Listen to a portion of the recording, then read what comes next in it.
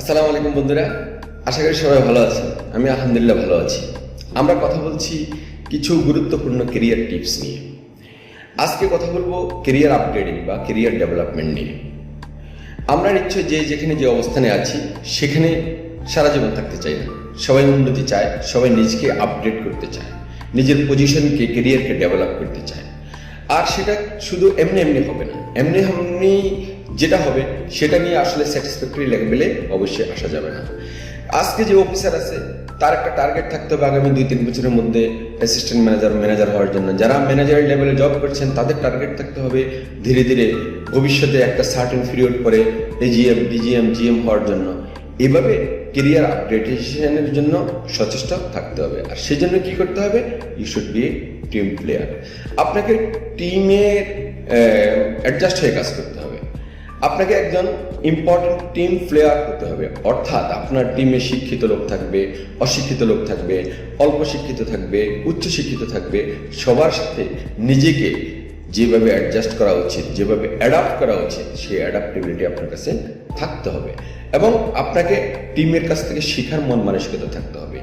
নিজেই একজন মহাপণ্ডিত, নিজে আমি সব কিছু জানি, আর কোনো কিছু শেখার নাই, এই ধরনের মেন্টালিটি থাকা যাবে না। আপনাকে টিমের এমন একজন সদস্য হতে হবে যাতে টিমের অন্যরা আপনার অ্যাটলিস্ট খুব বেশি সুনাম না করলেও বদনাম না করে। সেই জন্য টিমের অন্যান্য মেম্বারদের সাথে অ্যাডাপ্ট হয়ে একজন গুড টিম প্লেয়ার হতে হবে। Communication is very important to be a good leader. আপনাকে চেষ্টা করতে হবে আপনার পজিশনে একজন গুড লিডার হওয়ার জন্য। আপনি একজন টিমকে পরিচালনা করবেন, সেই টিমে আরো অনেকগুলো লোক থাকবে। সেই লোকদেরকে ঠিকমতো পরিচালনা করার জন্য আপনার মাঝে লিডারশিপ ক্যাপাবিলিটি থাকতে হবে। আর লিডারশিপ ক্যাপাবিলিটি ডেভেলপ করার জন্য কমিউনিকেশন ইজ ভেরি ইম্পর্টেন্ট। আপনার একটা সোশ্যাল কমিউনিকেশন হতে পারে, আপনার প্রফেশনাল কমিউনিকেশন হতে পারে, আপনার ইমেল কমিউনিকেশন হতে পারে, টেলিফোন কমিউনিকেশন হতে পারে।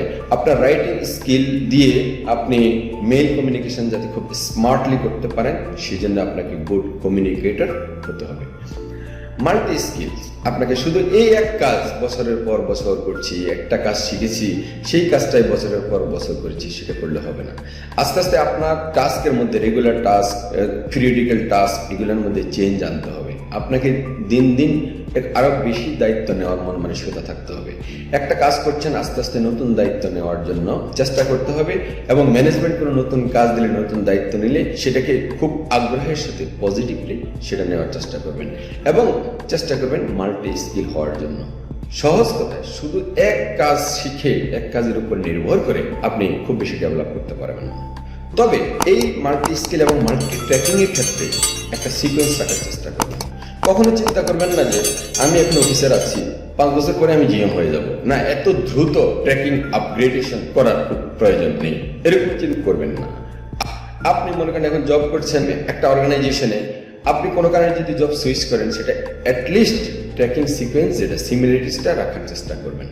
আমি এখানে একটা এক্সাম্পল দিতে চাই। আমার কাছে একজন যোগাযোগ করেছিল এবং এসে দেখা করেছিল সে জবের জন্য।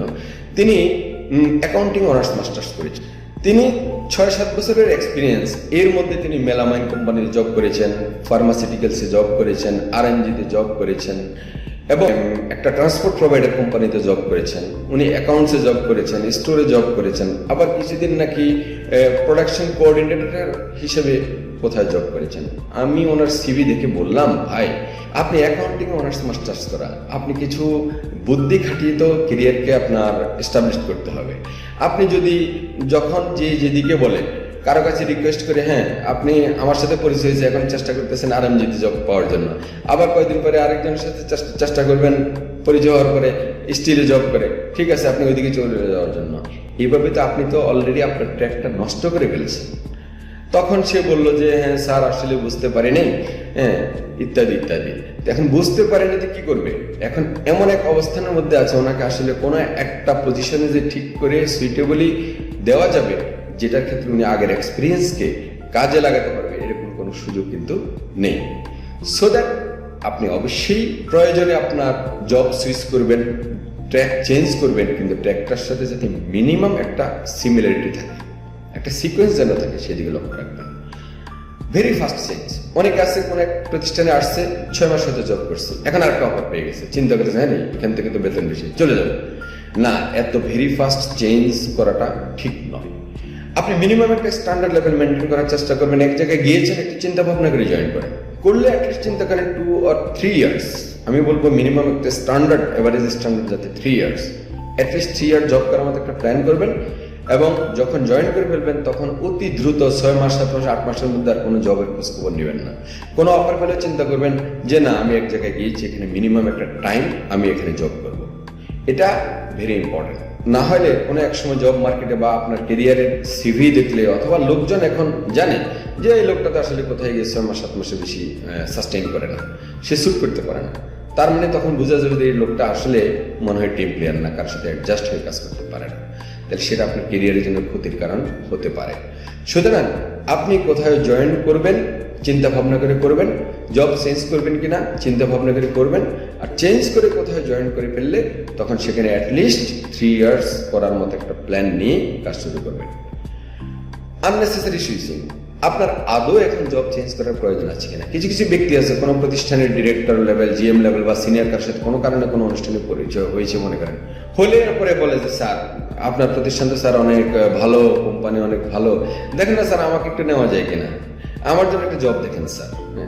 আসলে আপনি সিনিয়র কারোর সাথে পরিচয় হলেই যে জব চেয়ে বসবেন, সেটা আদৌ আপনার দরকার আছে কিনা আগে চিন্তা করবেন। না হলে আপনার পরিচয় আছে সিনিয়র লেভেলের অন্য কোম্পানির লোকের সাথে, সমস্যা কোথায়, তার সাথে কমিউনিকেশন রাখবেন, যোগাযোগ রাখবেন, হাই হ্যালো করবেন, ঈদের সময় শুভেচ্ছা জানাবেন, স্যার কেমন আছেন খোঁজখবর জানাবেন। কিন্তু এই জন্য আপনার খুব বেশি দরকার না হলেই যে ওনার সাথে পরিচয় হিসেবে চাকরি চেয়ে বসবেন, চাকরির জন্য রিকোয়েস্ট করবেন, অথবা একটা অফার আসছে, এখন আপনি এক্সিস্টিং পজিশনে দেখে ভালো আছেন, ভালো রোল প্লে করছেন, তাহলে একটা অফার আসছে বিদে আবার সুইচ করে ফেলবেন, সেই জিনিসটা না করাই ভালো। প্রথমত দেখবেন আসলে জব চেঞ্জ করার আপনার এই মুহূর্তে দরকার আছে কিনা, আপনি এক্সিস্টিং পজিশনে কমফোর্টেবল ফিল করছেন কিনা। এক্সিস্টিং পজিশনে দেখা যাচ্ছে যে আপনি আপনার টিমকে এবং ভালো কিছু করার সুযোগ আছে, গোল অ্যাচিভ করার সুযোগ আছে, মাল্টিটাস্কের সুযোগ আছে, লার্নিং এর সুযোগ আছে, তাহলে আপনি অযথা জব চেঞ্জ করার কোনো চিন্তা করবেন না।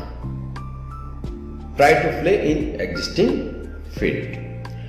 আর আননেসেসারি রিকোয়েস্টের কথা তো বললামই, সিনিয়র কারোর সাথে পরিচয় হয়েছে, ও স্যার আপনার প্রতিষ্ঠানে আমাকে নিয়ে যান না, আমি স্যার এই ডিপার্টমেন্টে আছি, এই কাজ করছি, আমাকে একটু নিয়ে যান স্যার, আপনার সাথে কাজ করতে আমি খুব ইচ্ছুক, এইরকম অনেকে বলে।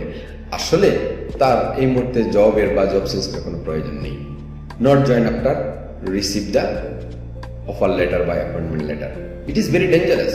আমি পার্সোনালি অত্যন্ত ফেড আপ এই ধরনের জব হান্টিং এর ক্ষেত্রে।